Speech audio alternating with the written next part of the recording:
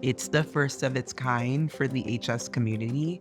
We've never had a patient-centered summit to where we can all come together as a community and learn things that are important about our condition for us to actually understand. I know that a lot of us are dealing with HS, and this is a very difficult condition. And so I really wanted to create this space for you all to feel like you have people who know what you're dealing with, and you don't have to explain it. You don't have to feel ashamed. When I was young, I didn't know any other person who had HS. I just grew up with this feeling of not being loved or important. And so that's why we decided to do this summit, is because we want to empower people to feel like they can do absolutely anything they want to do, regardless of whether they have a chronic illness or not. I almost didn't come here yesterday despite buying a ticket and everything. I was so overwhelmed.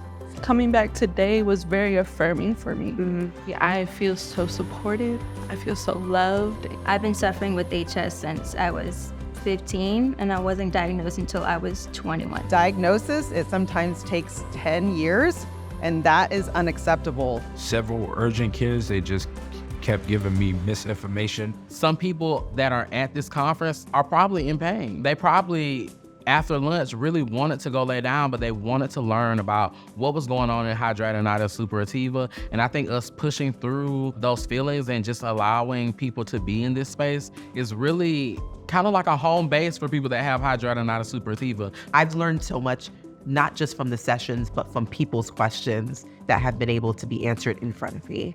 I'm always fatigued and tired, hard to get up, move around just because I'm not eating meat. I also don't eat dairy and gluten. So I'm just kind of lost on what I should be doing for my diet. Thank you for that question. I was hoping somebody would ask me that. Some people are seeing physicians that are specializing in HS for the first time.